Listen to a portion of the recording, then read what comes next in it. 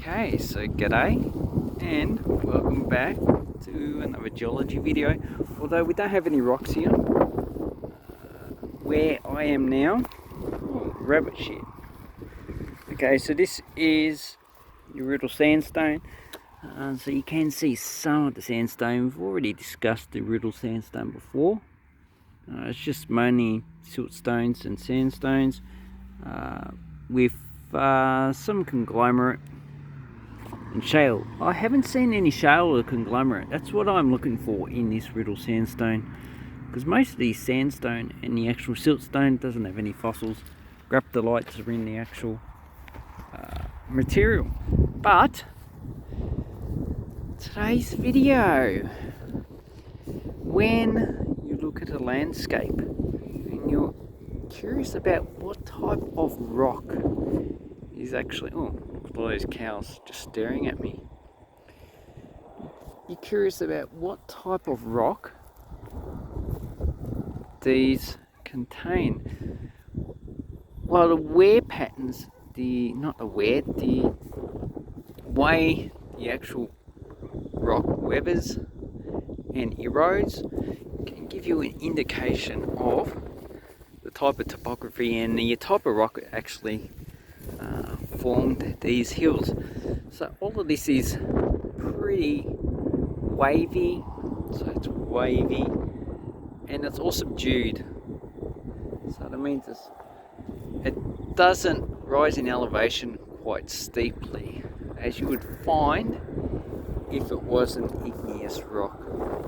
So because this is rolling, and you can see the little gullies and the actual river that's forming there, this is all sedimentary rock.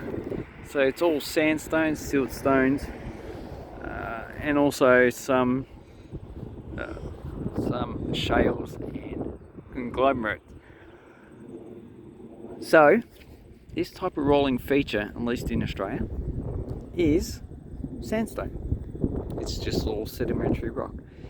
If it was an igneous rock like the basalt, you would find, we don't see any here, in the valleys it's all pretty flat, and sometimes you just have a central cone coming up, which is the eruption point. But a lot of the basalts here are Mare volcanoes, which is just a hole in the ground, or fissure volcanoes, which it didn't leave any evidence of how it erupted. But all this is turbidic, and I am looking, okay, gotta get my bearings. Okay, so here I am looking east. That is south. Obviously north is behind me where the sun is, and this is west. So the material has actually been eroded over in that direction towards South Australia, and it's flowing this way and being deposited in this direction. So it's all turbidic, so turbidites. So basically you have a slope, continental slope, and all the material has fallen down it and it's been built out. So as you go towards the east, the actual rock becomes a lot older, Ordovician, and then it goes into Silurian. And in the Silurian we had the Tabarabaran orogeny, which actually uplifted a lot of this. There's other Benambra orogeny, there's other types of mountain buildings which actually uplifted as well, and also in the Triassic there was uplift as well. But we're not here to discuss this. So we're just looking at the actual rolling features of the countryside. So this is more geography. And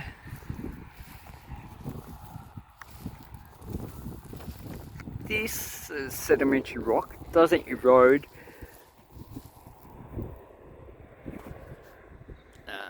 in an onion type feature.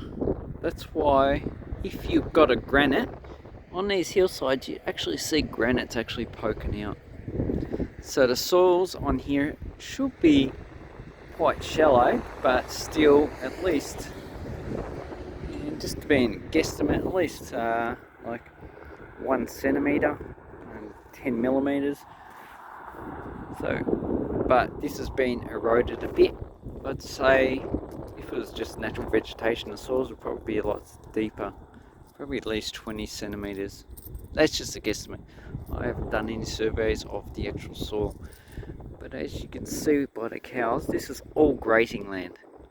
And they're all just staring at me going, who's this weirdo?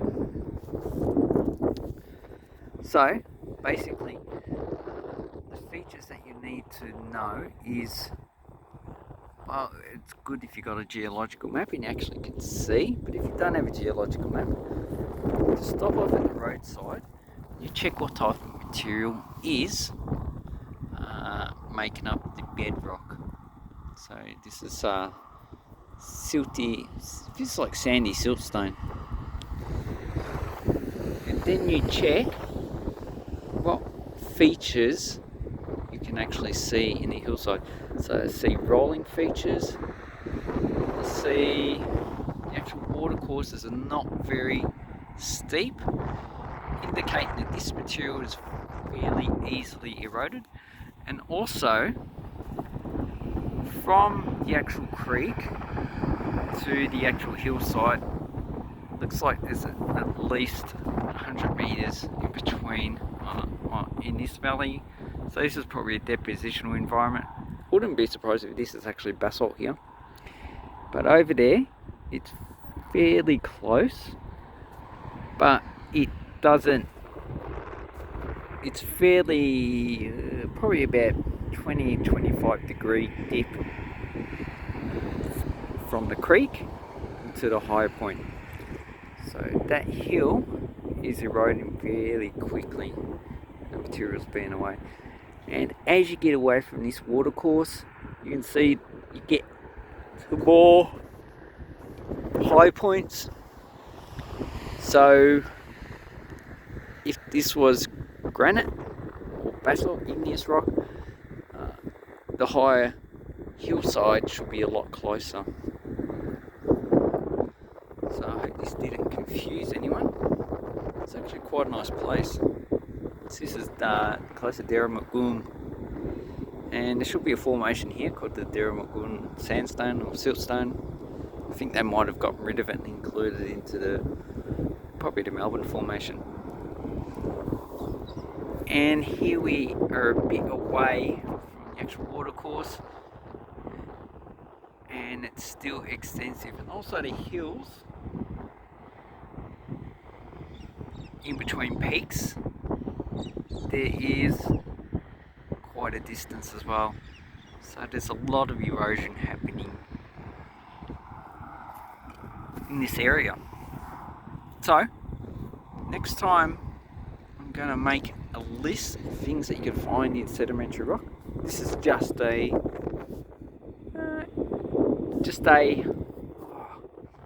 5-minute thing that I actually just thought about now. Anyway, this video is getting a bit long.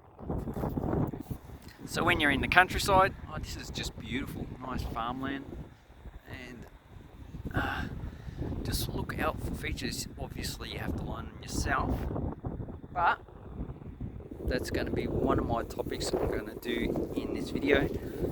Geological features that you can find in the landscape that indicate what type of rock it is. Thank you and goodbye.